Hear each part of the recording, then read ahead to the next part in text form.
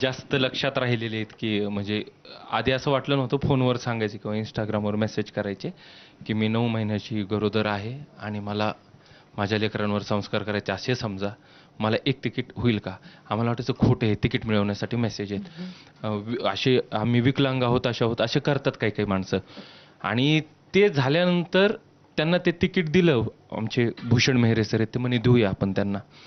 आणि त्या आल्यानंतर ज्यावेळेस सगळी गेलं लोकं आम्हाला भेटून गेली, त्या एकट्या थांबल्या होत्या आणि त्या नवऱ्यासोबत आल्या. ते म्हणे मीच केला होता तो आणि मला हे एकदा एकटे येऊन गेले होते. त्यांच्यानंतर त्यांनी सांगितलं म्हणे आणि म्हणे आत्ता माहीत नाही माझी डिलिव्हरीची डेट एवढ्याच आहे म्हणे, काही 16-17 दिवसांमध्ये. त्याच्यानंतर म्हणे तुमचे शो हे होतात, तर तिकीट दिल्याबद्दल धन्यवाद.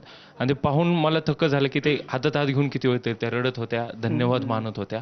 आणि त्यावेळेस ते असं झालं, की नाही रे, म्हणजे आपल्याला माहीत नाही आपण या रंगमंचाच्या या बाजूला आहोत, पण पुढे जे काही गोष्टी घडतायत याचा आता आपण निमित्त ठरूया, फक्त इथपर्यंत आहे. आणि कित्येक आमच्याकडे येणारी जी आपण म्हणू ना तरुणाई आहे, यंग जनरेशन आहे, ते जाताना असे शब्द देतात, की पुढच्या वेळेस आम्ही आमच्या आजींना त्यांना घेऊन येणार. आणि ते थांबून एवढ्यासाठी सांगतात, मी आज आमच्या आजीला घेऊन आलोय बरं का. ह्या गोष्टी मात्र मग असं शांत करतात मनाला, की अरे हो, यांच्या तर एक हा जसा म्हणाला तो सगळी माणसं यांना भेटायला थांबलीत. तो पाया पडल्यावर म्हणतो आज मला आज इथे मरण आलं तरी चालेल. तो किस्सा तर खूप भयंकर आहे. तिथे आम्ही दोघेही रडत होतो त्यांच्या गळ्यात पडून. म्हणजे फॅमिली आली होती. ते नाशिक का धुळेची आहेत आणि कुठं होता प्रयोग? टिळक स्मारकला, बरोबर. आणि ते काका आले, त्यांची बायको आणि 2 मुलं.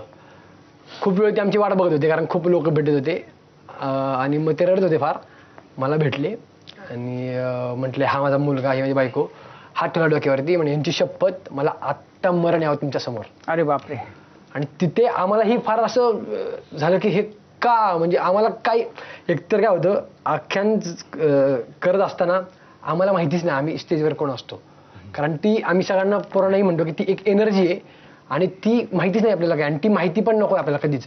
ज्या दिवशी ती कळेल ना आपल्याला, तेव्हा आपलं काहीतरी होईल. त्यापेक्षा आपण आपल्याला माहिती नाही ना, ते खूप भारी आहे. तर तो जेव्हा ते ऐकलं त्याच्यानंतर आम्ही दोघेही त्यांच्यासोबत गळ्यात पण रडलो. आणि ते वारंवार एकच म्हणत होते, की मला आत्ता मरण यावं.